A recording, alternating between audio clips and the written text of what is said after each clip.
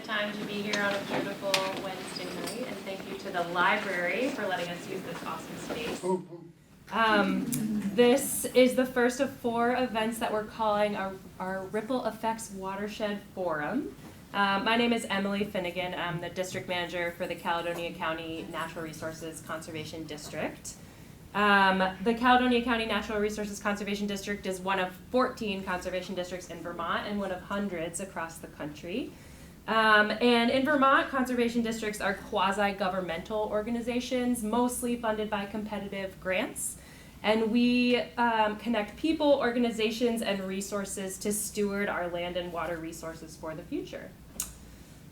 This speaker series would not have been possible without some awesome partners that I worked with to pull it together. So I'd love to give them the opportunity to introduce themselves and their organization briefly. So maybe we can go around the room and start with Allison over here. I'm Allison Lowe, and I'm with Northeastern Vermont Development Association, and we are the Regional Planning Commission serving in Northeast Kingdom. Hi everyone, I'm Tessa Yip. I'm with the Department of Environmental Conservation, so with the state of Vermont. I'm on the River Corridor and Floodplain Protection team. So we both work to reduce people's risk to flooding, as well as help prevent flood damage, while also protecting the natural benefits of our floodplains and our river corridors in Vermont. Hi everyone, I'm Marion Woles. I'm the Resilience and Adaptation Coordinator at the Climate Action Office. We sit within the Agency of Natural Resources and help provide capacity and support across state government on climate emissions reductions and resilience work. Hi everyone, my name is Allison Spazek. I work for Lake Champlain Sea Grant. So if you're not familiar with the whole Sea Grant network, there's 34 programs across the country. We're housed under the National Oceanic and Atmospheric Administration, and we do research and education on water-related issues within the Lake Champlain Basin, which Hardwick is in. So thanks for coming out. Hi, I'm Kristen Leahy. I'm planning, zoning, floodplain, resilience, adaptation, and a couple other titles for the town of Hardwick. I'm so glad to see everyone here. Hope to come back to other versions of this. We have a couple more throughout the month, and welcome. So a couple of months ago, Kristen asked me if I'd be willing to help with others to organize this speaker series, and she already had a list of topics ready for us. So this is 4 parts. We'll start with dredging tonight, and then next week we'll tackle beavers. And the September 24th, we'll talk about dam removal, and then October 1st, the topic is climatology. So we hope you'll join us for all of them. And we're glad you're here tonight. So a few logistics. I'll let the speakers introduce themselves more thoroughly, but first we'll have Shane from the Nature Conservancy, and then we'll have Roy from SLR. During their presentations, if there are brief clarifying questions, feel free to ask those, but we'll leave a lot of time for question and answer at the end, so save those juicier questions for the end. There are handouts in the back, and Shane and Roy's presentations are already available on the Hardwick Town website. Kristen was right on that. And HCTV is recording this event tonight, so those will be, a link for that will be available on the Hardwick website to their page.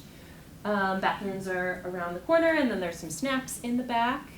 Are there any other questions before we get started? Okay, great. Okay, you're up. Uh-oh. Went to sleep. Hot mic. Yeah. Hot mic.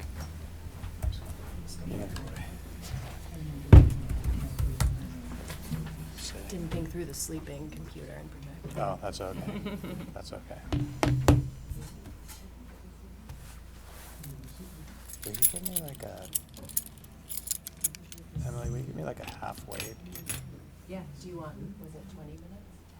Is that what we're doing, 20? Half an hour? Yeah, 20, whatever. Yeah, I'll give you a 15. How's that? That sounds great, thanks. Awesome. Can you just say your name again? Question? Oh, just say your name again? Yeah, I will do that. So I'm sitting. Is that the? We're sitting. Okay. It's so hard to sit. So yeah, my name is Shane Jakewith. I'm the freshwater restoration. Oh, I'm sorry. I'm the Watershed Restoration Program Manager for the freshwater program at the Nature Conservancy chapter here in Vermont. Before that, before joining TNC in 2016, I worked for the Agency of Natural Resources Rivers program, going back to 1999. So you'll get both of those perspectives.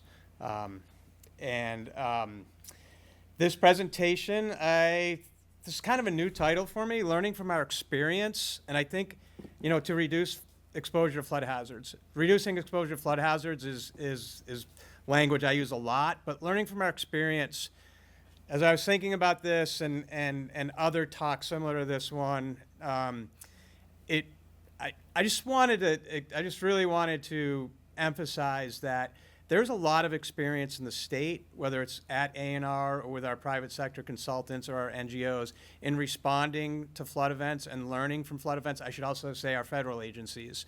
And there's a lot of science around this. And so we have a lot of firsthand experience in responding and recovering to flood events. I think you all are well aware of that. And there's also a lot of science that we dig into and engineering that we dig into. So I just wanted to emphasize that we really are learning from a past and a history and practice. So I mentioned that we have a lot of experience. Going back to 1869, this is a list of the 6 largest flood events. The first 5 were compiled by NOAA. We tacked on the Great Vermont Flood of 2023 last year. But what we can see here is that it's a long history and it's an expensive history. A lot of $100 million figures there, all adjusted for 2012 dollars. We also have a pretty long history of smaller flood events, right? Those 6 floods that I just showed were really statewide events. This map goes back to 73, it documents flood events from 73 to 2011. It's just a lot of smaller sort of regional scale flood events. Between those years of 73 and 2011, 19 disastrous floods, which works out to about 1 every 2 years. And I think that's important because a lot of people don't see those on the media. We don't realize that Vermont wrangles with flood events to the frequency that we really do. We all see the big ones, but these small ones are occurring just about every year. When we talk about flooding and flood damage, I think it's super important to tease out the difference between inundation flooding inundation damage and erosion damage. Inundation damage, as exemplified from the photo on the left of Montpelier during 2023, is simply water coming up, inundating everything, getting everything wet, filling basements full of sediment and muck. It's devastating, right? It's super expensive to recover from. But that said, the erosion damage is really the more expensive flood damage that Vermont faces. And in fact, over 75% of all of our flood damage costs are due to erosion damage. And I don't know if I need to explain it, pretty straightforward.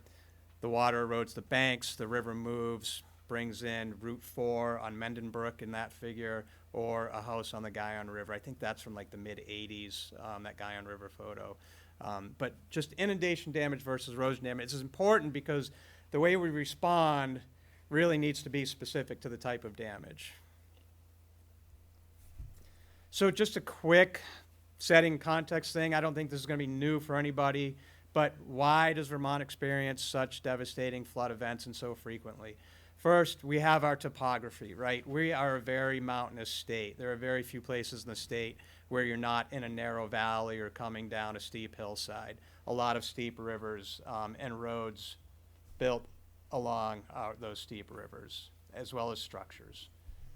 That's just a couple images showing this LiDAR hillshade kind of provides a nice look. You can really see the topography in really detail, and it really gives you a sense for how precariously things are located along those rivers in those lower valley bottoms. There's climate, right? We get about 43 inches of rain a year, I think. Sometimes I think I've got that about right. We're a humid location, right? We get a lot of rain. And that climate, of course, is changing. This is a image from Climate Central, which is a climate research institution. And it shows that between, I think that's 58 to 2011, the amount of rain we receive in really intense events has increased by 74%. So we're really, I think you all probably are aware of this as well, we're moving from longer periods of moderate rain events to a lot of periods of dry spells and then really intense rain events, then dry spells and really intense rain events, right? So those types of events are more devastating when they occur. And that is only going to continue. This is just one of many articles that are out there that talking about how the Northeast U.S. Intense rainfall is going to increase by 52% by the end of the century. And then the Gund Institute out of the University of Vermont has put some numbers to that, talking about exceeding $5.2 billion in flood damage costs over the next 100 years. Now that's a long time. It's a big number. It's a long time, but it's still a pretty big number, even if we think about it on a decadal sort of basis, I guess. Another factor we have in Vermont, right? Another one of those hillshade LiDAR images. You can really see, God, I just want to point to the slide there. You can really see the cliffs on both the south side of the river and the north side of the river. This is from my hometown of Huntington. It's the Huntington River. And you can see, like, you know, it's pretty clear that the river has really moved back and forth across that valley bottom over time, right? Creating that landscape. It looks like a pretty dynamic place, right? A lot of action going on. That's what sits in that really dynamic landscape. And we do this because we don't have a lot of flat land. We don't have a lot of well-drained land. These are, at first glance, a really obvious place to build economically and with good outcomes. We just don't have and haven't had the sense, the longer-term perspective, right, to see what is the consequences are long-term. And those are the types of consequences, you know, long-term.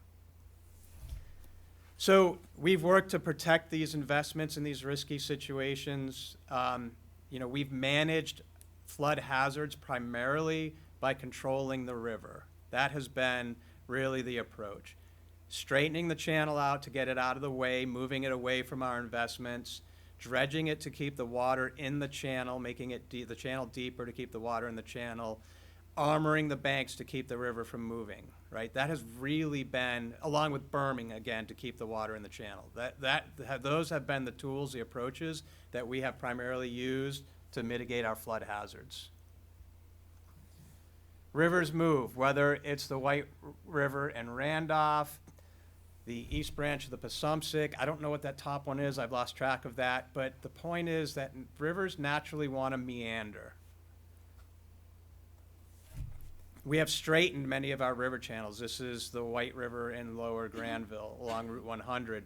You can see the river along the toe of the valley wall, very straight, very sharp bend, another straight section, another sharp bend. You can find evidence of channel straightening all throughout Vermont. Again, my hometown, Huntington, you see the same sort of thing. The Black Creek in Fairfield, making way for the rail bed, very straight, kind of a natural meander loop, and then straighten again. You can see the cutoff loop to the south to accommodate the rail bed there. So we have a long history of sort of a command and control approach to managing flood hazards. The results have been we can talk about disrupting the balance. And the balance in this case, this is a really popular figure used by geeky people like myself and Roy and other hydraulic engineers, developed by a hydraulic engineer back in, I think it was 48, by this guy named Lane. And Lane just thought of this figure as a really great way to explain all the different things that are going on, driving the way that rivers move, why rivers move, and why they do that. And basically, at the very most basic way of, at the most fundamental level, you have the power created by the flow on one side of the balance as modified by the depth and the slope of the channel, that gray double-headed arrow, double-headed line there. And then on the other side of the balance, you have the resistance which is created by the sediment load.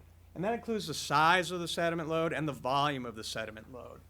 And then that can be modified by other factors such as the roughness of the channel. But basically there's this balance going on.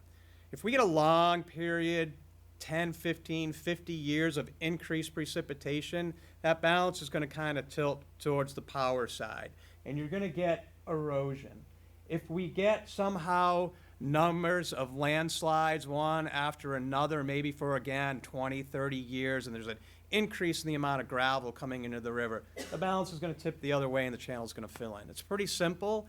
So it gets a little bit more complicated, but that's basically it. So we're always thinking about this balance between the power of the flow and the resistance of the gravel. So here's an example getting to the heart of at least the title of the meeting tonight, dredging.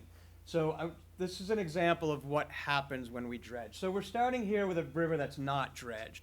And what are the characteristics? Primarily, it's that double-headed yellow arrow, pretty low, measuring the height of the bank, the low bank height. It's pretty low.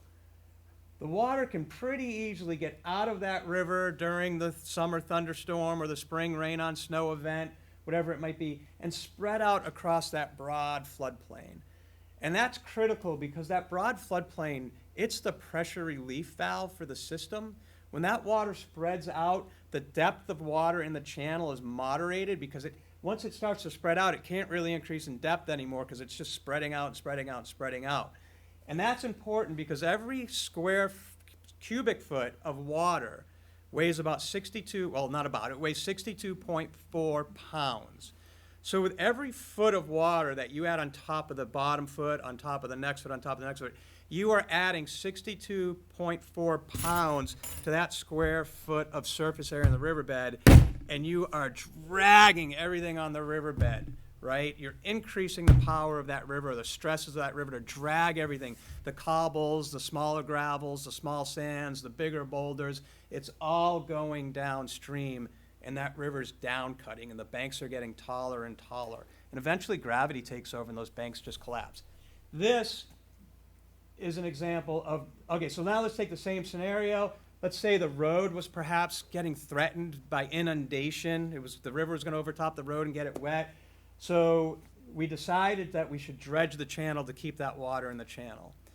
Again, now that water doesn't have that pressure relief valve. Even with you get that large volume of water, hypothetically, we're looking at the same volume of water. I can do that in cartoons pretty easily, right? It's hypothetical. So lots of water, a lot of depth, a lot of stress on the bed and the toe of the banks, and eventually the banks widen. We go back to that power overwhelming the resistance because we have so much depth. The banks widen, and we get that outcome that we're all too familiar with, right? We're all too familiar with that. So that's the importance of the connectivity between the river channel and the floodplain, as really represented by the low bank of the river, right? The water comes up and it quickly spreads out, and the energy is dissipated across that broad land area. This is another one, similar idea, just different scenario. In this one, we're really thinking about, this one's really emphasizing that the channel is one part of the channel, what we all think of as the channel. The floodplain, that's really the other part of the channel. It's the high flow channel. We call it a floodplain, but it's really the high flow channel. And when you take that channel away by dredging, in this case because we're worried about the house getting wet, and again, same scenario, you put all the water in the primary channel, you're taking away that secondary channel, that high flow channel, and again, you get the same outcome. And I had my first boss at A&R, he was a farm kid that grew up in Danville, had done this for a long time, and he had a lot of wisdom developed over those years, and he would say, when you dredge the channel to keep things dry, you're just trading that inundation problem for an erosion problem, right? You're keeping the house dry, but you're undermining it and it's falling in the drink, and that's a much more expensive problem to deal with. 15? Okay, thank you very much. So I mentioned that that's dredging, right? We've done a lot of dredging, so I just talked about the ramifications of dredging from a hydraulic energy erosion perspective. We've also done a lot of straightening. I showed some images of straightening. What are the ramifications of straightening? This slide is intended to get at that.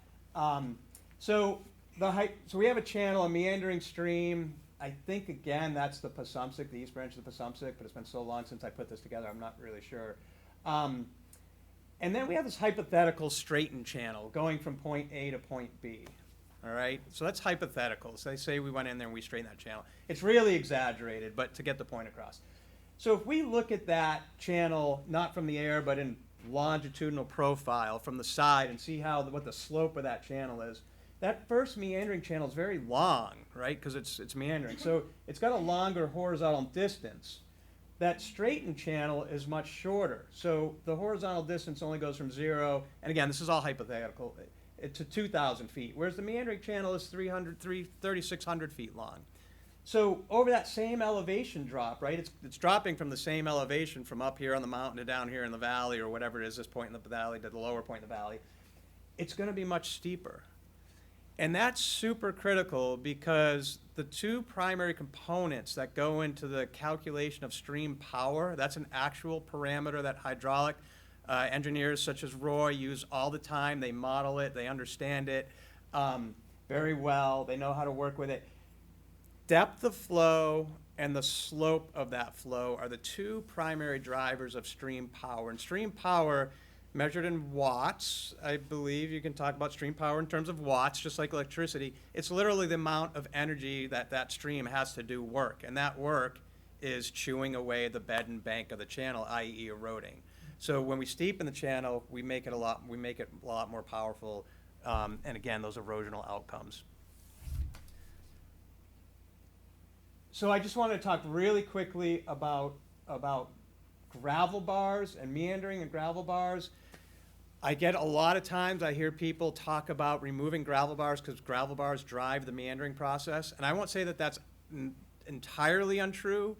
But there's a lot more going on that starts that meandering process, and it really starts with what is called helicoidal flow, and that's that spiraling flow along the banks while the water down the river is going really fast, and that gets caused really because there's friction along the banks. The banks are rough; they're like sandpaper, so it slows the water down. The water in the middle channel is going fast. The water in the edges is getting slowed down, so you kind of get the spiraling flow. Once that gets started, one of those cells will slowly get bigger and bigger and bigger, and it'll start to push away, and the other cell gets smaller and smaller, and you get that image, you get what's going on in that lower level. And that flow, that helicoidal flow, is scouring the outer bank, and it's pulling the gravel from the outer bank and dropping it onto the gravel bar. So it's not as straightforward as the gravel bars cause meandering. There's actually more to it. There's helicoidal flow, this fluid dynamic stuff that's going on as well. And it's really important to think about that, because I think Roy's going to maybe talk a little bit about, dredging gravel bars and what that gets us into. But that's good to keep in mind, like what's going on there and how that's really what's precipitating that.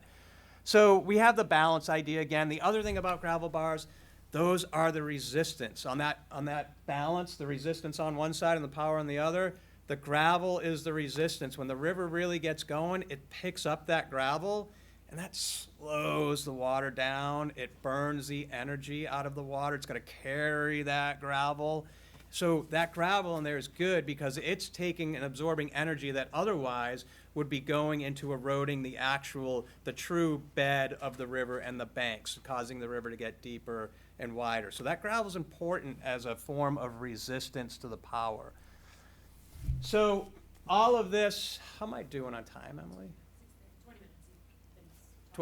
minutes. 20, okay. So I got like 5 or 10, okay. So all of this, and I think that I'm getting close to wrapping this up. All of this, when we continue to push on that balance, when we continue to work the power side, because everything we do is towards draining the landscape. I do it. I have gravel. I have ditches along my driveway. Right? I have a ditch around the backyard so that the backyard's not soaking wet all the time. We're all draining the landscape. Everything we want to do just about requires dry land. So we're always we're always increasing the power of our river systems. And when you do that continually over the years, year after year after year, you send the river into what's known as this channel evolution process. And what happens here, in this scenario, it's precipitated by the adding of berms, which again creates more power in the river. The house gets wet. Instead of dredging, they actually berm the channel. But that extra power separating the river from the floodplain, no pressure relief valve, more energy on the bed of the channel starts cutting downward, as shown in that stage 2, the second figure down. And then the banks get so high that gravity takes over. As I've shown in a couple other slides, the banks start coming in. A lot of sediment comes in the widening phase, stage 3. And I think we would, what the assessments show us of the Lamoille is that the Lamoille running through Hardwick is in stage 3 of the channel evolution process. Is that fair to say? Yeah. Okay. So stage 3. So that's where we are. The river doesn't have connection to the floodplain. It doesn't have that pressure relief valve. It's widened out, and all that sediment that comes in really is starting to build up in the form of bars. And if all the development's gone, that's a good thing, because what that does, those bars continue to grow taller and taller to the point where they get flooded so infrequently that the vegetation can take hold. And you get to stage 5, which if you can't see it because it's too low, it looks a lot like stage 1, where you have a small river, well connected to the floodplain, low banks. When the water comes up, it escapes onto the floodplain, the energy is regulated, the erosion's minimalized, okay? Vermont DEC has assessed 5,000 miles of river. Paid consultants actually is more accurate, but DEC created protocols to do assessment of these river channels and try to figure out where they are. They've done 5,000 miles. I think there's like 23 or 25 mapped river miles if you look at a digitized map of Vermont's rivers. So, about 25% they've assessed. They found that 75% are in these stages 2, 3, or 4, these really unstable stages that are disconnected from the floodplain. 75% of the rivers they assessed. So that's kind of where we are. Our rivers are ripe for, really dramatic movement when the flows come. They're disconnected from their floodplains. They're super unstable. So that's Vermont's flood risk equation. Here's Vermont's flood risk equation, right? A lot of topography. I'll pull this over here. A lot of topography, steep terrain, narrow valleys, sort of risky developments or developments that are really, alongside rivers. Where we are in the channel evolution process, really ripe for damaging channel movement when we do get high water. And, multiply all that times the fact that our climate is shifting and really a lot more and more intense rainfall into the future. And, that's kind of where we are. This slide is from a former boss. I think Roy may have taken that picture for DEC. So, but this former boss at ANR, who just observed that this is the cycle that we're in. We encroach on river systems, then we get the floods and the property damage, and historically we have dredged and armored and bermed, and we have convinced ourselves that those areas are now safe, so we build back in them. And then 10 or 15 years, the next flood comes, and we lose it all again. And then we go back and we dredge, berm, and armor. That has been the cycle, and the costs have just been escalating because of that. Did I do that? I must have done that. So that is it for my presentation. I hope it was helpful as you all think about this problem in the larger context. And I think that was larger context. I think Roy's going to come in and share some more applied, site-specific stuff that I think will help nail it all home for you all. So thank you.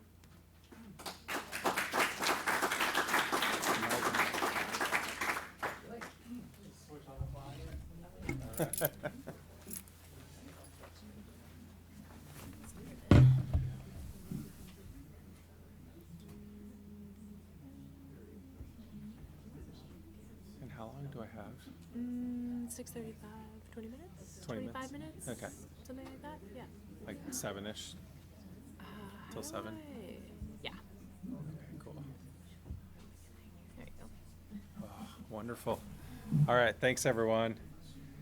All right, I'm gonna try. Can you guys see my laser pointer now? So I'll point some things out. So, all right.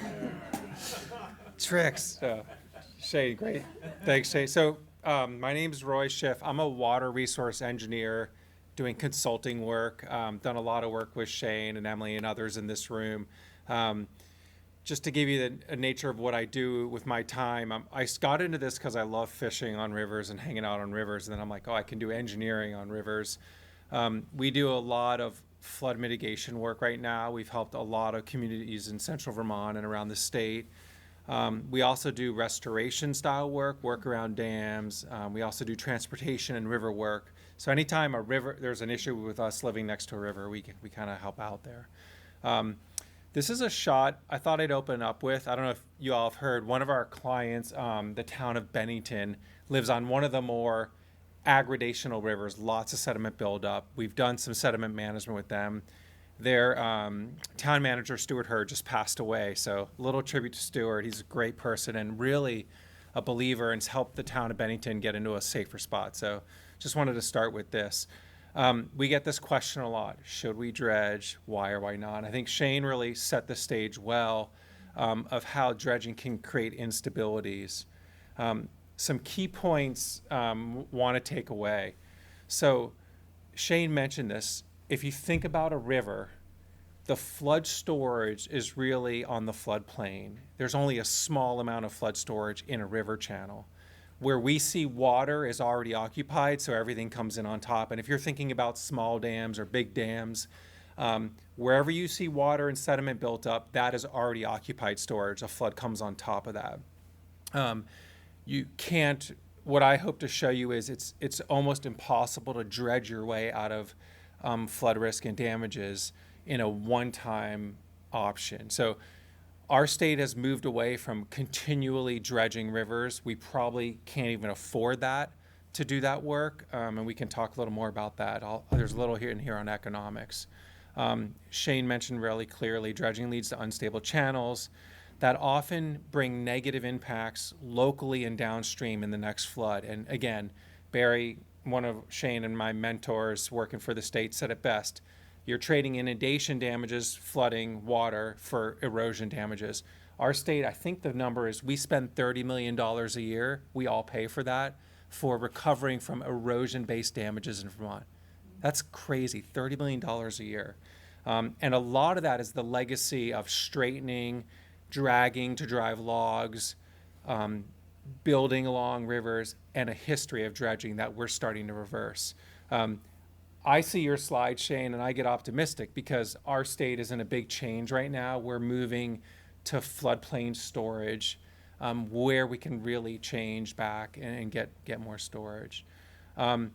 Dredging is often followed by channel filling, and it requires on-term maintenance and is not a long-term, widespread, cost-effective solution. I think fundamentally, if you said, everyone go at it, do what you want, even if we know the sciences don't dredge rivers, we could never afford the dredging required to keep our communities safe in the state. Okay, I'm going to talk a little more theory, a little more science. So this is a cross-section of a river, and we know the shapes of rivers. There's a whole way to classify rivers. The river assessment Shane mentioned a little bit. If I told you what does the interstate look like, what does a small road look like, you know what that is in your mind. And there's a whole system for rivers. And here's a common river we have in Vermont, a smaller channel and a broad floodplain and some glacial terraces on the outside. You can pretty much look, if you were to dig right down in the middle here, you're getting a little bit of storage. But if you reconnect this whole area, and I'm going to show you some real life scenarios from around the basin in the state. The science says people have studied rivers all over the world, and they say that the 100-year flood in a humid eastern United States area is approximately 4 to 6 times the bankful flood. So the bankful flood is what fills the channel before it spills out into the floodplain. So 4 to 6 times. So we know these dimensions. And here's my little schematic of flooding. The bankful flow is the light blue box, right? So every 1 to 2 years, we see that flood come down the river valley. And then in 2023, we see this 100-year flood. All these 14 units come in of flood storage. This is a little schematic, the way I explain and talk about flood storage. So these are typical dimensions of Vermont rivers. And what happens, as Shane mentioned, is the river comes up, it spreads out, the waters slow down, you have less erosion, you dissipate energy, the nutrients go on the landscape, grow stuff, not down to the lake, and the river recedes. And then this is the schematic when we dredge. So we dredge and we gain a few extra units of flood storage in the channel. So you can see these light gray boxes here. So our bankful flow now, every 1 to 2 years, really stays in that channel. Shane talked about the balance of water and sediment in the river. Now we have more water in the river for the given sediment, and that often leads to erosion. So you have less stable. And you think about it in rivers, anytime you squeeze anything down, whether it's a culvert, a bridge, any structure, or just filling, the velocities go up, and that means more erosion. So it's something we're constantly dealing with. That's why you see a lot of rock around most bridges and culverts, because we're squeezing the flow, it goes through, and then it spreads back out and slows down. Some small facts here. So imagine the same amount of water is coming through, the flood water drops, but the velocity is a lot higher again. So you're squeezing that flow. And that's how you get some loss of the floodplain and the flow spreading out. And then you can actually lose some storage depending on the geometry of that floodplain. You can look at floodplains all over the state. This is a FEMA flood map. This is actually the one from Montpelier. I just happen to have this at my fingertips. And notice the breadth of the 100-year floodplain and all the stuff that's around there, and close to what happened in 23.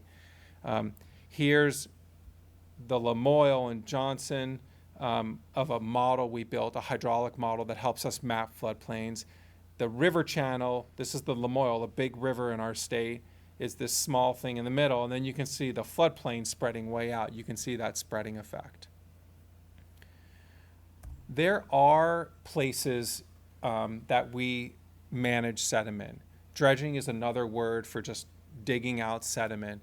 I would say that the term dredging has kind of changed. It used to be sort of, I don't want to say like a little less planned, constant ongoing removal of gravel out of the river. Now we do sediment management in a prescribed way in certain structures where we can't get out of the way or we're trapped. So an example is at undersized bridges, on alluvial fans. These are areas where the river slope drops and sediment spreads out. I'll show you a picture of one in a second. An example is the Park Street Bridge in Bennington that is constantly clogging. But I wanted to show you, I'll talk about that case study. So when you have buildings around alluvial fans that are prone to sediment aggradation, you can do some modeling and figure out what's the safe level of sediment removal. Bridges, culverts, dams, levees, all these structures tend to have issues around sedimentation. So we'll talk a little more about that. And this is probably our most notorious alluvial fan. This is Moneybrook in Plymouth. Route 100 is here, and every couple years the river comes out, drives sediment down the valley, and you can sort of see along the Black River, this is all the fan of sediment that has pretty much destroyed every sugar house and house in this area except for one. There used to be a whole neighborhood in here, and we have lots of old photos of Moneybrook on alluvial fans. If you drove around Vermont in 23 or 24 in the summer, it was hard not to see landslides, raw landscape all around our river systems where these large and small alluvial fans activated and pushed sediment into the rivers. The biggest alluvial fan we have is probably the whole town of Bennington sits on an alluvial fan. This is a shot of that. The natural river in Bennington is about 2 miles wide. It's been confined to a couple 100 feet wide, and we did a project to really widen it out. Bennington tracks their sediment levels. They do survey, and this is sitting in front of a bridge, and these are different levels of survey. And what we've done is we've set up a management plan. And this is a schematic of a bridge. It's a lot to take in, but I'll show you the figure on the left. This is the bottom of the bridge beam, and we're looking down the river. And this shows the flood levels and the amount of sediment buildup in the river channel. And what we've done is said, well, what happens when the bridge gets knocked out of design compliance? And for VTrans, that means you have 2 feet of space under the bridge when a flood comes. So the bridge on the left, the opening on the left is in compliance, and on right you can see that the sediment built up to the point where the next flood would actually like destroy the bridge because there's not enough space for water and trees to get through that structure. So that's the spot where they do management. And how we figured this out was we did some sediment transport modeling. And the town of Bennington decided that they need to pull some of the material filled around their river to open up the floodplain to change the flood setting at these bridges. This is a shot of the river corridor between two bridges. If you're familiar, it's Park Street and Brooklyn Bridge on the Roaring Branch as it comes out of Woodford Hollow, flows down into Bennington into the Walloomsac River. And the spike shows a 4-foot increase of sediment built up at the Park Street Bridge during a modeled, I believe, a 50-year flood. The community said, we want to dredge that material out. They had been doing this frequently, and that's this upper sediment plot where we dug out the channel 5 feet under the bridge, put the flood in, and you see the same spike in front of the bridge. If you dig a hole in a sediment-rich river, it fills in on the next flood, and then the bed will behave the same. On the bottom plot, what we did was we reconnected about 14 acres of floodplain. So we pulled the area back, created space for the river to spill out, deposited sediment. And what you see is there's no bump in the river channel in front of the bridge, but you see there's little bumps all the way up and down the channel. So we've created distributed sediment. Now, one thing we forget is rivers are moving water, we know that, but they're also always moving sediment. Like anytime there's a small increase in rain, maybe outside of drought conditions like we're in now, the river's pushing sediment out, it's pushing trees, it's pushing ice out. And so we use a hydraulic model to model these functions, and you can see that allowing the sediment to distribute and not build up in these focal spots around our structures, which are often where we're all living, is really important. This is what that looks like on the ground. Here's looking from the Park Street Bridge, looking upstream on the Roaring Branch. On the left, you can see this fill encroaching into the river, and all that was pulled back. This photo doesn't really give it justice because it went way upstream, and you can see this low-lying area. If you went out there today, you'd see mounds of sediment all over this little new floodplain that was created. Right? And that's really the way the state is going, because that's how we get flood storage back effectively wherever we have space. Again, this is right in downtown Bennington where there's a lot of people living and storage and a high school all around this area. So we do this in our communities. Montpelier's exploring one. Northfield has a new floodplain. So many communities are finding spaces and creating flood storage to reduce risk. Here's the town of Wolcott. What they did was they removed a berm to allow the river to rise up and, instead of being confined, spill out quicker onto a floodplain in a more natural setting to reconnect that floodplain. And here's a little schematic showing the numbers. So if we were to dredge that channel, I should start by saying this is a cross-section of the Lamoille River looking downstream. So if you were to take a canoe, hop in the Lamoille, go through Wolcott, this is what the channel would look like in front of you. This is from left to right, about 1,400 feet, and vertically it's a compressed scale. Hang on, I need my glasses to see exactly what it is. Small writing here. So it's each one of these is 5 feet on the between the numbers here and a foot here. So the gray box would be a 3 to 4 foot dredge, which is common. You get 240 square feet of storage in that area. We did a very small project with the town and Fish and Wildlife, knocked out this very small berm, and you get 330 square feet of storage back in flooding. And this is what that looked like. No impacts to the river, and it's a much longer term solution. If we were to dredge this 3-foot channel in the Lamoille, we probably have a year at best, maybe 2 years at best. But quickly that dredging fills back in with sediment that's always moving down the river. This will take a large sediment event to go up and spill water and spill sediment on that bench. In a natural setting, when we have wild rivers, sediment goes on, sediment comes off the floodplain. But in this setting, because we're around structures, the sediment will eventually build up, and then there's a little maintenance. It's probably on the scale more of like decade or two when they'll go out there and maintain that floodplain. one of the bigger floodplain restoration projects that took place was performed by the town of Brattleboro, the Vermont River Conservancy, FEMA funded, ACCD, Vermont DEC, so a lot of state agencies were involved. And this is the Whetstone Brook floodplain restoration. They've restored 2 very large floodplains. This is about 14 acres. And the upper right is a schematic showing this floodplain restoration. And the bottom left is about a month as the vegetation's coming back after its completion. Bottom right is the dedication, a nice fall shot. And what you can see in the bottom left, probably the best, there's a small parking area, river access trails. So now we have a spot where we can store floodwaters and access the river. This was a historically filled log depot. Sosimo Industries owned it and sold the property to Vermont River Conservancy that eventually transferred it to the town. There are plans for the upper part of the floodplain for gardens, walking trails, and there's accessibility trails to get people down there. And this is what that looks like, again, in cross-section. If you took a slice through the river, the crosshatch show the sediment that was removed off the floodplain.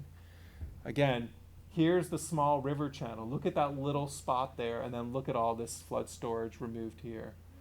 The lines show the flood reduction. So the blue shows, I'm sorry, I'm looking back so I can see the scale. So again, this is 5 feet between these boxes. So you have close to a 3-foot flood reduction for the 100-year flood by reconnecting the floodplain. A smaller flood is down here. Here's the 10-year flood. Again, about 2.5, 2 feet. And then if you look down at the existing channel, you see there's no change in flood reduction for that reconnection. I wanted to wrap up by talking economics. People often, and I'm just going to preface, I'm not an economist, but I play when people ask money questions, and ultimately it's what drives a lot of our work, is can we afford to do. This is a floodplain economics study we did both at Waterbury, Vermont, as well as Willsboro, New York, in the Lake Champlain Basin, working with the Basin Program. What we did was and I'll show you what one of these things looks like. We did an analysis of the village of Waterbury at the time, now the downtown, of what happens when that area floods and what are the costs. And what we learned was that the village sustains $51,000 to $41,000 annualized. And then when Irene hit, it was a very expensive cost, way over this, but we annualize it over the year. And then we tried restoring several floodplains around the area and realized that if you did that and dropped the flood levels a very small amount, you could reduce the damages in the village by $2.6 million based on this modeling. This is generated by these depth damage curves that were created by FEMA. And what they did was they went around to all the insurance claims in flood areas over many years and said, for every inch of water that I add to either a basement or a first floor, how much damage in dollars do we get to the contents and to the buildings? So this is real empirical data. And what you see is that every foot of water moving across the bottom axis here translates to a % damage. So when I showed you the plot from down on the Whetstone Brook, and I'm saying, well, we did $1 million worth of floodplain restoration work and we dropped the flood levels 2 or 3 feet, people are like, is that meaningful at all? And if you've lived in a flood, like pretty much all of us had, and had flood damage, you know that 2 or 3 feet can mean a lot. It can mean the difference between utilities getting damaged, water in certain elevations, and every foot means more recovery, and that's shown on these curves. The bottom is the contents, the top is the building. And there are many derivations. There's a whole theory about this, like how much does a flood damage? So dropping these flood levels 6 inches a foot becomes very financially rewarding for a community. This became well known many years ago. This is a 2013 policy FEMA started. And what it says is that if you restore an acre of floodplain, we will give you $38,000 per acre per year of credit in a benefit cost analysis. And this is a tool used to say if a project is cost effective And we've been using this all around the state lately to help submit applications for funding for various floodplain restoration projects. This is also actually drifting into VTrans. Our transportation work is now getting coupled with some floodplain restoration work, so that if we restore a small floodplain on a road stabilization project or a bridge restoration project, portions of that can get funded through this hazard mitigation program, because we're going to create flood storage and sediment storage around structures. We did this on a pedestrian bridge in Jeffersonville recently, and there's another project in Brattleboro. So, like, the economics of floodplains is pretty much clear now. Like, that's the way to create flood storage and save money in the end. So with that, I'll wrap up and love to hear some questions and thoughts. Shane, I don't know, do you want to come back up so you can get on a microphone?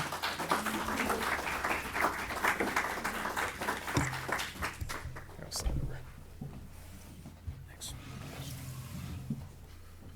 Yeah. So on that Roaring Brook Yep. picture, essentially, are you just like bringing the banks back and leveling them lower? I mean, that's basically right. what's happening. Yeah, and there's a few ways of doing that, and really depends on the setting. Sometimes you do what you just said. So, like, if we've filled along the river, like in the Whetstone Brook project, we have documentation that we pretty much put 3 or 4 feet of fill over that floodplain. We literally just went in, found the soil underneath, and dug it back out, pulled out the floodplain. Some projects we go in and maybe there's space for this. You might even just put wood or put gravel in the channel and elevate the channel so it spills out on the floodplain quicker. There's a few ways to do that. You saw the berm removal example too. So floodplain restoration is a whole host of approaches. Could you just explain the alluvial fan? Sure. Yeah, so an alluvial fan, we have smaller alluvial fans in this part of the country. In the west, they have very large alluvial fans. And essentially, you have a small river. And think about maybe a narrow channel that you can take 2 big steps and get across. And as that channel comes down the mountain, it hits the slope of it drops. We get into our valley floor. So in the case I showed, Money Brook, you're on the brook, and then you hit the valley of Black River, and the slope of that flattens out. And what happens when the slope flattens? The sediment spills out. So it creates this like sort of splay of sediment. And you can see this on a very small scale. Like if we have a small mountain stream and it flattens out real quick and there's a big flood up there. We saw this in Cabot. It was on the news because there are steep tribs that come right into the headwaters of the Winooski River, and Cabot sits right on the flat area, and the sediment just spilled and poured through the village there. So it's that kind of fanned up sediment, and they're known to be very dynamic. The rivers want to be multiple channels and spreading around there, but we sort of often don't let that happen because we're living around those fans. Bennington's an interesting example. As Roy said, it sits on that largest alluvial fan in the state. So with alluvial fan, if you're looking at it in cross-section, head-on, unlike most valleys that come down with the river at the lowest point in the valley, where all that fills up with all that sediment that the fan deposits, it's actually shaped convex upward like this. So the river is actually up the top. So when it floods, instead of the water going out and coming back to the low point as the flood when it comes out, it splays out and goes down. So it spreads very far and wide, which is why they had so many berms built up in Bennington. It's really interesting. I remember the first time I saw it, it struck me as really, really interesting and what a hazardous scenario.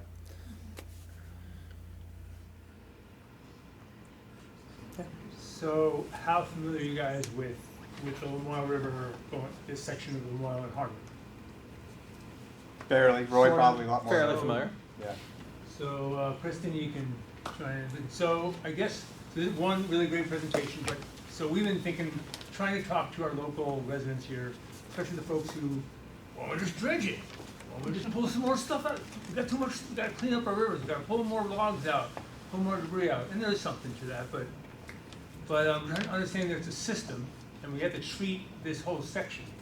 We may not be able to treat the whole watershed, but So when we're talking about access to the more floodplain access, there's a system, like we need to manage this whole volume of water that's gonna move through this section. But where I heard you, where I thought sort of a new idea for me was that there's spot places where you will dissipate energy, not just the total, not just, you may not be that much storage, but that spot, like in our downtown, increasing floodplain storage right in the middle of downtown, like just to reduce the erosive forces. So which points to across the street from Main Street is what's now the Orleans central offices in a parking lot. Yeah. So bringing that down seems like it's almost like imperative. I'm not sure if you know what I'm talking about. I don't know where exactly, but I take your point. It's the inside of a big curve. Yes. Yeah. Okay, yeah, yeah. You bring up a great point that this is a system thing to create ample, like people have been asking lately, how much flood storage do we need and where can we put it to protect our downtown areas? And it is a system approach. But there is truly a local effect, and primarily it is about like driving down that erosion risk, like reducing the stream power. We're trying to reduce the energy coming into downtown Yeah. as well. Yep. Slow down before it gets to downtown. That's right. But it seems like it's still beneficial to dissipate energy wherever you can. I Yeah. don't know. You kind of need both. And if you think of it this way, our patterns of development we arrive at the rivers and they're kind of straightened and we start to build up and our infrastructure gets more permanent, and then here we are. So like it's a long process to like to undo and like slowly move back from that. And we're seeing it like even in just our short careers, like 20 years of doing this, like the world of options is changing. People are saying, all right, there's a lot more like, okay, we're relocating to a neighborhood to a higher ground, or people are making different decisions right now than saying we're just going to keep building back because the floods are coming a little quicker right now, and it's hard to do that. So a system approach is important, and there is a community around in the Lamoille Basin who are looking at like the connectivity, and like if you build up enough floodplains, you know, in each community, can you sort of like cross a tipping point and try to slow down that flood damage? Yeah, that's a great point. I have a question. When did they stop dredging the Lamoille? That's Have they stopped? Yeah, I mean, I think there's spot dredging that probably takes place now. I don't know the details Yeah, of. I don't know the details Yeah. either, but Because when I first came, they used to dredge Yeah. here, So on the other side of the dam. I think the gravel bill went in '86, and the gravel mining bill, I think it was '86. It stopped the commercial mining and the selling of gravel. So that was a big reduction in dredging, gravel removal from the river.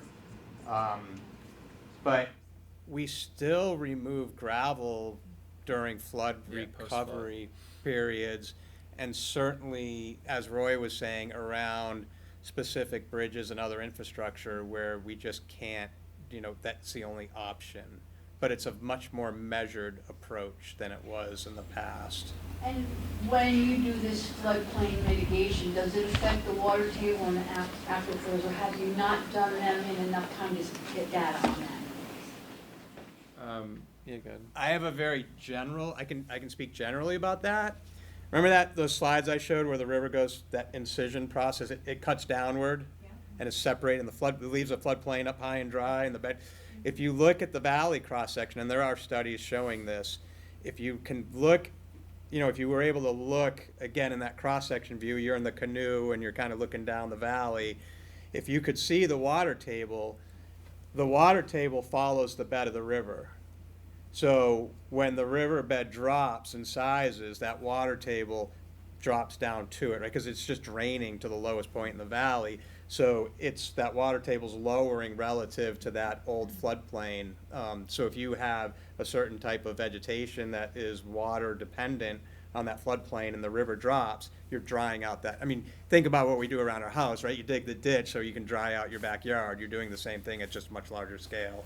So hopefully the drought pattern that we've been seeing the flood drought pattern that we've been seeing the last 2 or 3 years, okay, is not gonna continue especially the drought part. But should it, would it not behoove us to have some water storage so that we can function for emergencies or have fire prevention or whatever, in some of these places that you're talking about? Generally speaking, I think the answer is yes. Holding the water on the landscape is sort of a goal by many watershed managers, specifically out in the, I mean, if we go out west with the fire and the drought and the ranches needing that water, I mean, they're experiencing this much more extreme ways than we are. And there's a big movement to hold water on the lands in between those large flood events. And that gets to ideas, and I hesitate to say it, but that gets to ideas like using beaver to create large complexes to hold water on the landscape. Ranchers now out west, they're bringing beaver back to the ranches because that's the easiest way to keep the water on the landscape. The whole beaver issue is really, really complicated. You guys can talk about that next week, right? Like, you can talk about that next week. But I'm just concerned about not having Yeah. access to water should we need it if these patterns continue. In And all our, our stuff is now floodplain and there's no floods. I mean, I'm sure there'll be floods. We had them in Yeah. 92, we had them in 94, Yeah. and we had Katrina. Yeah. I mean, this is Well- something we've seen, but people are losing acres and acres of land now with the floods. Yeah. And it's because I think it's the water itself, I mean, it rains the same on both sides of the Jacksonville Dam. Okay? It's flooding on the side where there is no dam. I'm just saying. Yeah. yeah, there are movements like initiatives in Europe. There's big initiatives to re-roughen the forest floor, because their forest floors, their style of forestry is really to clean the forest, really manicured. And there are initiatives to like knock down trees as much. And here in the U.S., there's new logging AMPs talk about putting the forest, felling trees on the forest floor and leaving them there to catch water and slow it down and hold it, sink it back into the soil. So that idea of holding water on the landscape is one that a lot of people are thinking is really important. Especially places where it's spring fed. Yes. Can you speak at all to if and how floodplain projects are prioritized? Sure.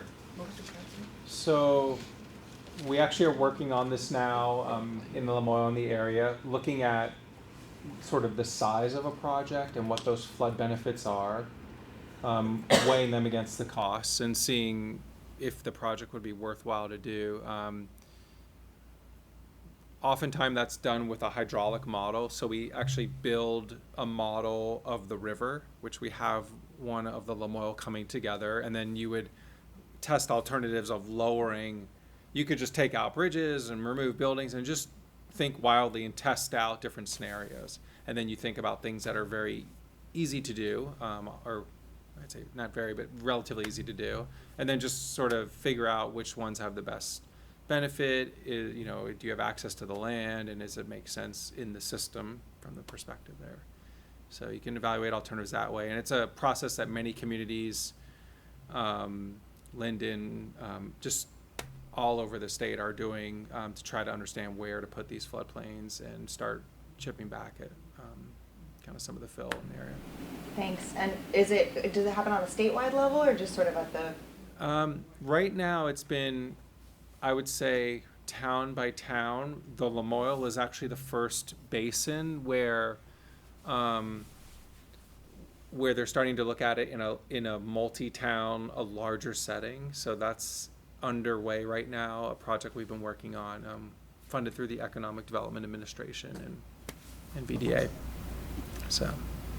Are you folks at all familiar with the area, the Cottage Street Bridge here in Hydro? There's a large flat there. Yeah. That I suspect at one time was much lower level than it is currently. used to be a floodplain, still is a floodplain, but it's built up tremendously.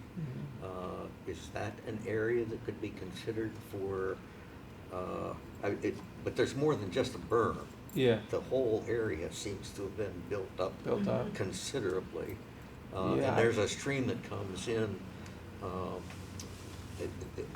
across the Wolcott Street from that, and that consistently floods and pours a lot of sediment, and I suspect that's at least partially the reason that that's built up over there. Is that an area that could be? I see Kristen raising her hand. Do you have a response, or yeah? Yeah, it was created as a floodplain back in 1983 and was never maintained. And it's one of the projects we identified as a possible project.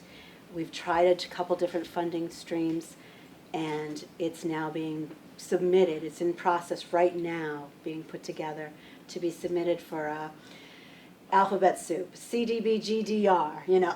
But it's being written as we speak. And actually, I think someone else from Roy's company is helping us with the numbers of what the feasibility is. But it's something we did identify. We've tried a couple different funding sources. It's gonna happen, and it's very important. Yeah, it's about 14 acres there. Yeah, and it was 1983. It was done, but it's built up. These things have to be maintained, and that's the other part that we're looking at as a town of Hardwick, is not just putting in process. We're looking at the system and how we continue to maintain things as well. And I just want to clarify in my head, because I hate math, but in 1986, they stopped doing the dredging in the river, right? And then we had flooding events in 92 and 94 and had flooding.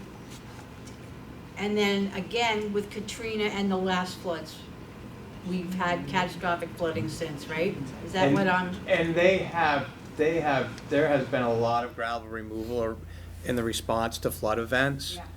The 86 date is when the prohibition on mining gravel to sell it came in, and that just knocked back the gravel mining because people were doing it because they were making money. But we continued to remove gravel in recovery in response to flood events. And landowners still have an opportunity to 50 cubic yards per part, or is it 10 cubic yards? 10 cubic yards a year. If you're a riparian or a riverbank landowner, you can remove 10 cubic yards a year from the river that abuts your property boundary. I feel like I kind of remember, and like I said, I was new here then and didn't pay attention to all of this, but that the town used to dredge on the other side of the dam, and then they would use it for road fill and construction. But, Yeah, okay, Yeah. thank you. not unlikely. So who owns the rivers? The rivers are waters of the state. They are, and the land, well, oh boy. Below ordinary high water. Below ordinary high water, so in the channel, we'll just say in the channel, below that bank full level that Roy talked about, they are waters of the state.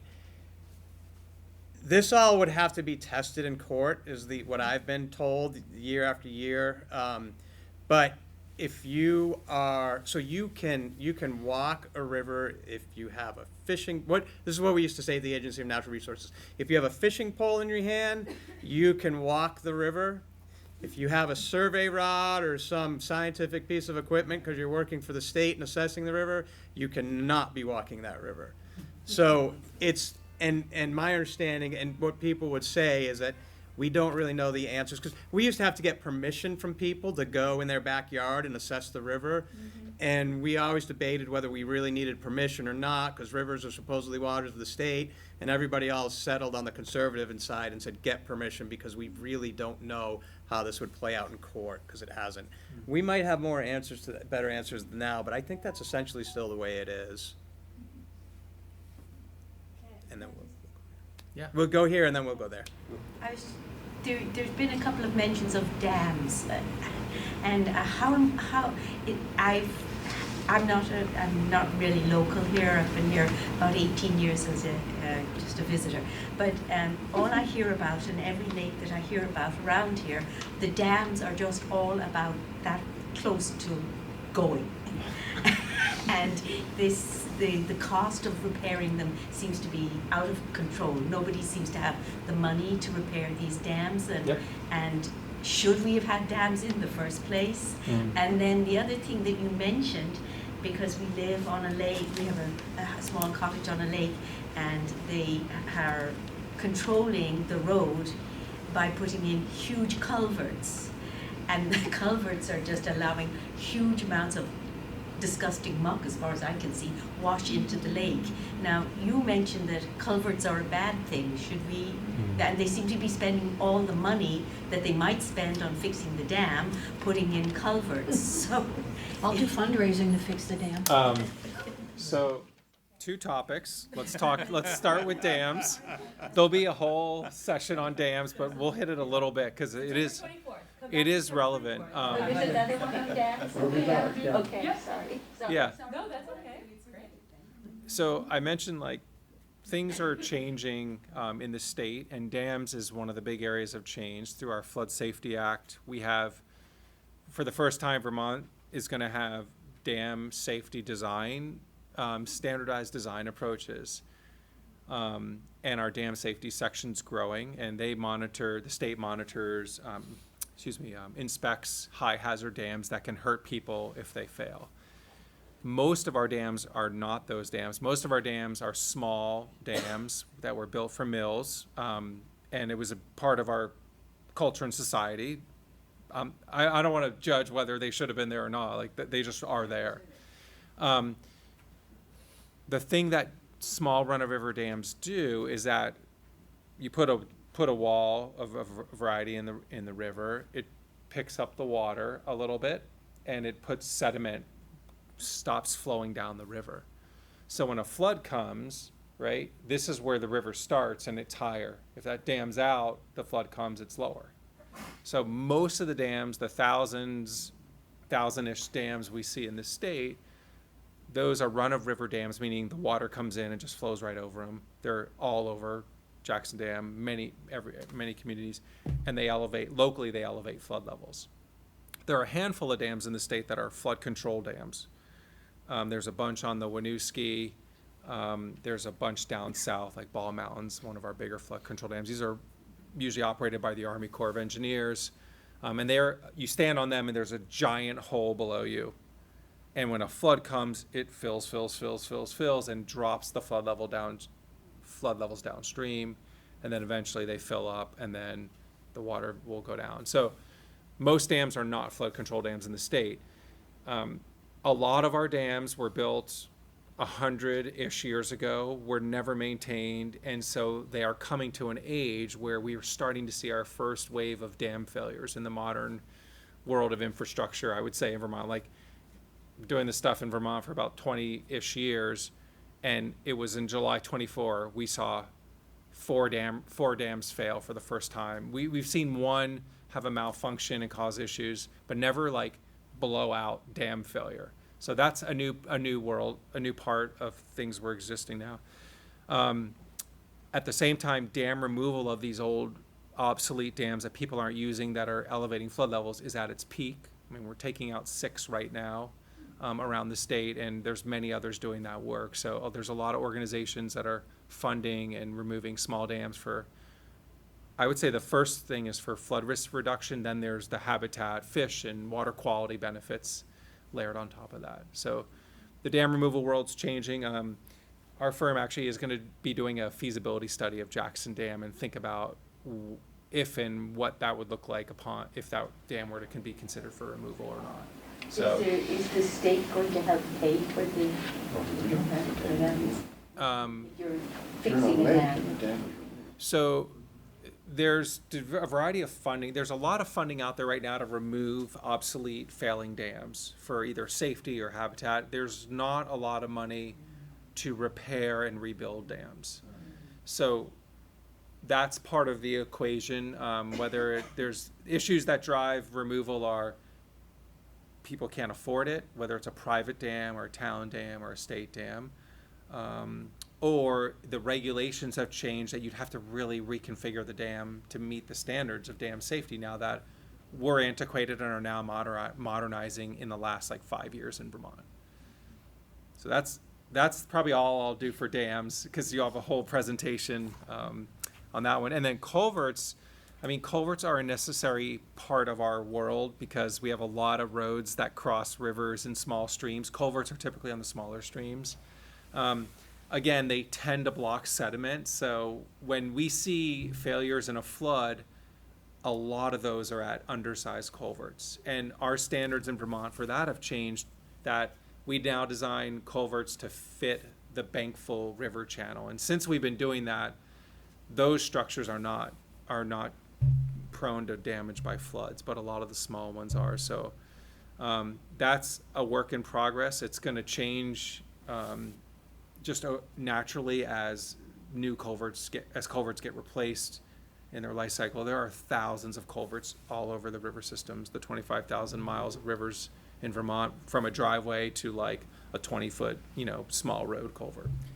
What you'll notice as you see different structures and new structures going in, one, we're kind of moving away from round structures, and you're going to see a lot more common, I don't know if we're moving away, but a lot more commonly you will see rectangular concrete box type structures or maybe arches.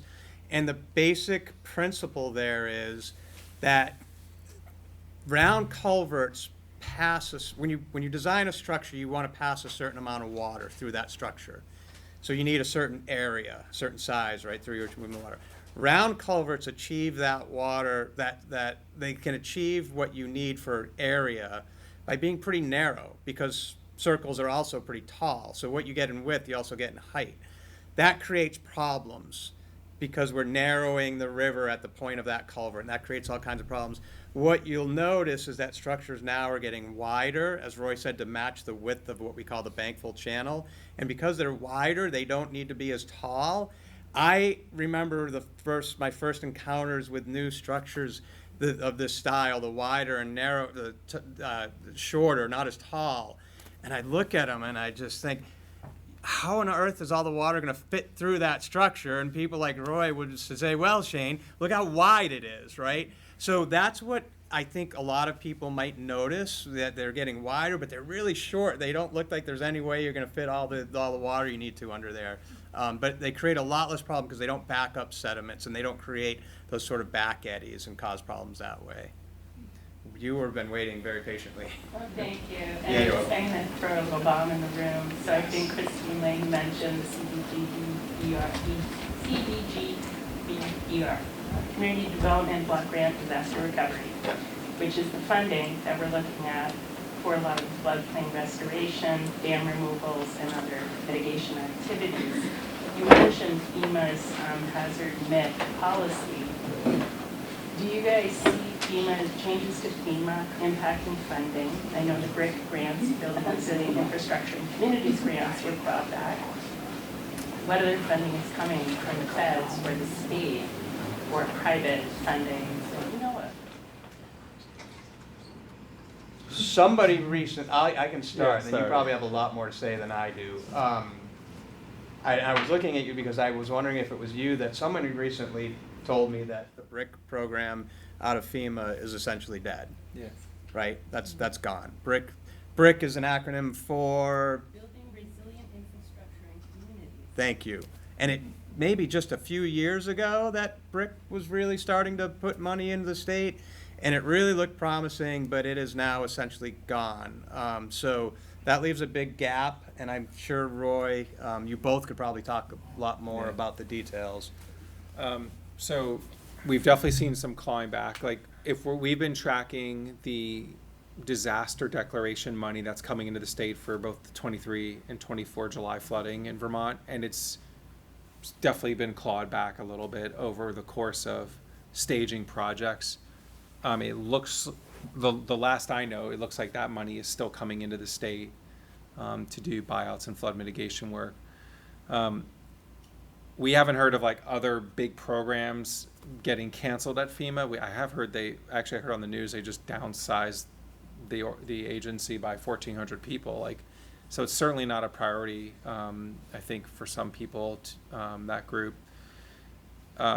The one thing I will say is Vermont Emergency Management has been a champion of kind of guiding the change, and I think a lot of it is finances. Like, we can't afford $30 million every year, so they have flood resilient community funds and other funds that supplement, and the governor's been very vocal about floodplain money and flood recovery money coming out of the state. So I do feel like that's getting offset a little bit, some of the drawbacks in FEMA, and it's been great to kind of work with Vermont Emergency Management.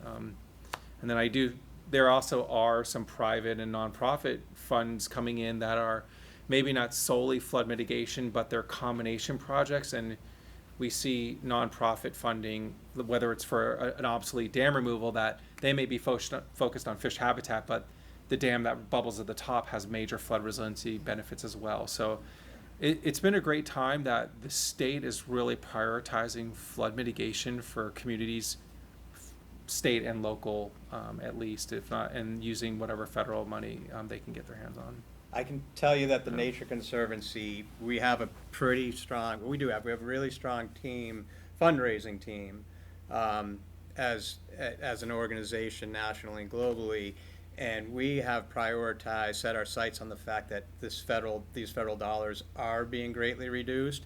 So we see our role as working with our partners. We are really bringing in funds from donors statewide and out of state, and then passing those to our partners who are really working with folks like Roy to make the projects happen. So I think the Nature Conservancy isn't the only one, but the nonprofit community is really trying to step in and help fill that gap.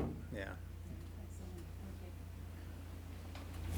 Yeah. I don't know how much time you have, but first, Roy, what's your last name? Schiff, S-C-H-I-F. Okay, and then the SLR, what does that stand? It's SLR Consulting. It's just some random acronym company. Right. And we used to be MMI, which was another sort of random acronym. And then one thing I thought was very interesting that I never thought of was that, when you take the snake pattern and you straighten it, you make it, you don't have much of what you had before. How long does it take? I mean, I know it depends on the river, but if you try to bring back that serpentine flow, how long does that take after a river's been straightened? You should slide. You start. I could. So fluvial geomorphologists, which is fluvial geomorphology. Fluvial is flowing water, geo, earth, and morphology, shape, right? So the earth shapes or forms created by flowing water, i.e. rivers and floodplains. Fluvial geomorphologists talk about different scales of change in the river, and they talk about micro scale changes, which are kind of like the depth and the width of the channel. Those sorts of changes happen in like the 1 to 10 year time frame. You can see significant changes in channel width and depth. Then mesoscale or medium scale changes are really like the meander geometry, and you get into the periods of 10 to hundreds of years, and it depends on the river. If you're in a clay environment over in Heinsberg, what's the brook tributary? Is that the tributary to the Lewis Creek that runs through the ball field? I just don't mean to put you on the spot. But there's a brook over in Heinsberg that runs through all clay, and it's been a point of focus. And it was straightened at one point, and it has not moved because those clays just don't. And until something triggers them, they can stay because they're so cohesive. They can maintain their hold for quite a long time. So it really depends on what the material is that the river is flowing through. Yeah. I think another part of that story is, what do you do? One option is to just back away and stand by and protect the river corridor and let it re-meander, and then you're at the mercy of nature. If there's several really big floods and a big sediment movement event, that river could start meandering very quickly. Or you could build back some sort of that channel, and it would restore quicker. So it really depends on what you do and how much space. The key is finding the space to do that work, or allow that re-meandering process to happen. You can look on like Google Maps, their time slider. You go on Google Maps and it says find a river that you know of interest and go through the time series. Oftentimes you can really see a lot of movement. You know, just looking at the Lamoille coming into town, that's what we're dealing with. I mean, before it gets into town, you can see those meanders bending where it took out the inn. That meander's reforming. It's getting back to that meandering condition.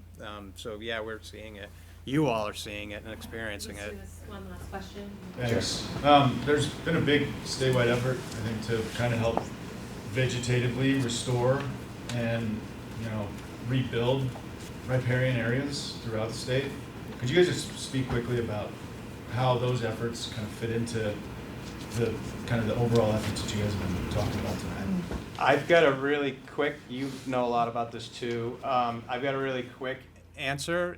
Just coincidentally, somebody sent me a paper today that was a modeling exercise of the Otter Creek, and it showed that if you had, I think it was 100 feet of vegetated buffer on either side of the Otter Creek, that you would reduce flow volume by like 23% and flow velocities by 20%. That was a study done by one of the research, the Northeast Research Station, U.S. Forest Service, Northeast Research Station. So I just saw that today, and that it's just it speaks to that question exactly. You're really slowing flows and holding those flows. I know Roy knows a lot more on this. Yeah, like really critical for anything like Champlain Valley, like finer soils.